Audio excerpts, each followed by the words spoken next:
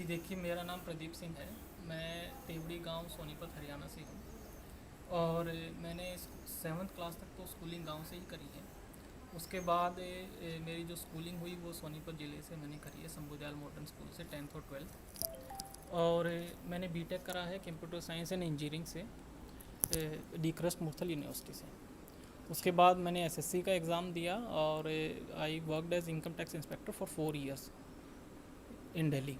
जी। तभी से income tax inspector ही मैंने यूपीएससी के लिए तैयारी स्टार्ट करी और it was my 4th attempt and hopefully it goes अच्छा हो रहा, काफ़ी सुखद रहा। कब ये मन कब करा आपका कि मुझे आईएएस बनना है? सबसे पहली प्रेरणा क्या थी? जी देखिए, सबसे पहली प्रेरणा तो जब मैं छोटा सा था तो मेरे दादाजी हमेशा कहते थे कि तुझे अफसर बनना है।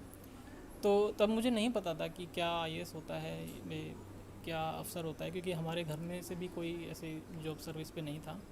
और धीरे धीरे जैसे जैसे स्टेप बाय स्टेप आगे बढ़ते गए, चीज़ों के बारे में पता चलता गया। और मेन उसके बाद जो मोटिवेशन रहा वो मेरे फादर की तरफ से भी रहा। उन्होंने भी जब मेरे को ऐसा फील हुआ कि मैं शायद इसमें नहीं कर पाऊँगा या जॉब के साथ मैं तैयारी नहीं कर सकता, तो उन्होंने मुझे बड़ा मोटिवेट करा और बड़ा फैमिली का, मेरे फ्रेंड्स का, रिलेटिव्स का सपोर्ट रहा और उन्हीं की सपोर्ट की वजह से आज मैं यहाँ तक पहुँच पाया। अच्छा, एक और बात बताइए कि किस तरीके से, मैं आपसे ये समझना चाहता हूँ कि जो उस बैकग्राउंड के लड़के हैं, जैसे कि आपने अपने गांव का जिक्र किया, हाँ आमतौर जी। पे एक मन में ये बात रहती है कि गांव देहात से आने वाले बच्चे डिमोटिवेट हो जाते हैं अपने परिवेश को लेकर, अपने जो आसपास एनवायरनमेंट है उसको लेकर। उनके जो मोटिवेशन के लिए क्या कहना चाहेंगे? सर देखिए, मैं उनकी मोटिवेशन के लिए यही एक संदेश देना चाहूँगा आपके थ्रू कि यूपीएससी ने पिछले कुछ सालों से अपना ट्रेंड काफ़ी चेंज करा है। और अब ऐसी बात नहीं है कि सिर्फ और सिर्फ बड़े शहरों से ही बच्चे आगे आईएएस और आईपीएस बन सकते हैं या यूपीएससी क्रैक कर सकते हैं, ऐसी बात नहीं है। अभी बहुत सारे प्लेटफॉर्म और अभी इंटरनेट की रीच भी काफ़ी गांव तक पहुंच गई है, तो बच्चों के पास काफ़ी अवेलेबल अपॉर्चुनिटीज़ हैं, इंफॉर्मेशन अवेलेबल है और क्लासेस ऑनलाइन अवेलेबल हैं। तो ऐसी बात नहीं है, गांव के बच्चे भी अब इसमें आगे बढ़ चढ़ कर सकते हैं। जी। और मुझे लगता है कि मेरे थ्रू अगर उनको कोई प्रेरणा मिले कि अगर मैं कर सकता हूँ तो वो भी कर सकते हैं। अच्छा, एक बात बताइए, 4 अटेम्प्ट आपने दिए, हाँ जी। आ, आपको कैसा लग रहा था जब उसमें सिलेक्शन नहीं हो रहा था? कभी डिमोटिवेशन आया? किस तरीके का वो पहले अटेम्प्ट से लेकर 4 अटेम्प्ट का सफ़र हम समझना चाहेंगे। जी देखिए, फर्स्ट जो 2 अटेम्प्ट्स थे उसमें मेरा प्रीलिम्स नहीं क्लियर हुआ था, तो I feel very demotivated. Actually I was also working at the same time, so time की कमी रही, शायद मैं टाइम मैनेजमेंट नहीं कर पाया और उसकी वजह से मैं नहीं, प्रीलिम्स मेरा क्लियर हुआ। तो उसके बाद मेरे को काफ़ी ऐसा डिमोटिवेटिंग फील हुआ। आई फील कि मैं शायद नहीं कर पाऊँगा जॉब के साथ, तो और मैं जॉब भी नहीं छोड़ सकता था। उसके साथ साथ फिर मेरे फादर ने मेरे को मोटिवेट करा कि नहीं नहीं, हम कर सकते हैं, अगर जज्बा है मन में और डिटर्मिनेशन है तो हम कर सकते हैं।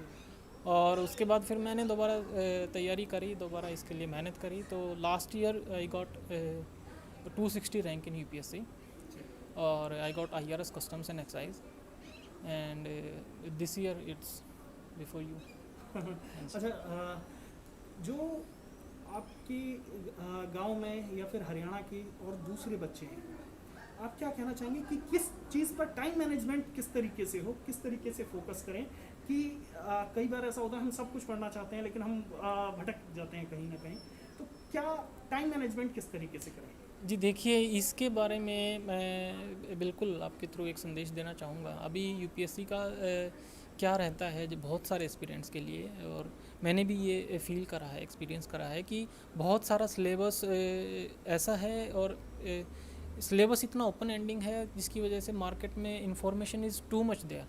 तो बहुत सारे बच्चे मगअप करते रहते हैं, इधर से इन्फॉर्मेशन मिली, उधर से इन्फॉर्मेशन मिली, हर तरफ से इन्फॉर्मेशन इकट्ठा करने की कोशिश करते हैं और कहीं ना कहीं वही उनके लिए एक सेटबैक रहता है। वो शायद इधर बहुत सारी इन्फॉर्मेशन में उलझ जाते हैं।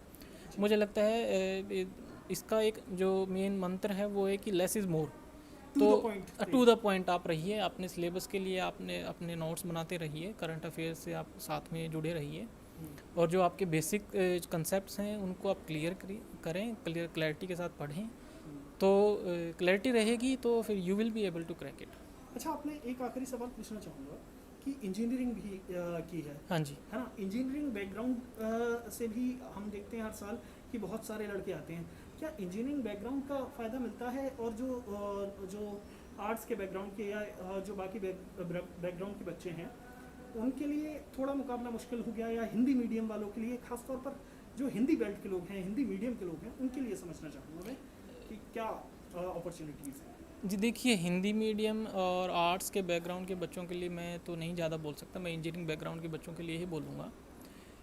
मुझे लगता है इंजीनियरिंग बैकग्राउंड के बच्चों के लिए जो एक मेन सेटबैक रहता है जब वो तैयारी स्टार्ट करते हैं, तो they feel difficulty in choosing their optional subject, because बहुत सारे ऑप्शनल सब्जेक्ट्स अवेलेबल नहीं होते। जैसे मेरा कंप्यूटर साइंस से मैंने करा था, वो सब्जेक्ट अवेलेबल नहीं था, so I had to choose some other optional subject.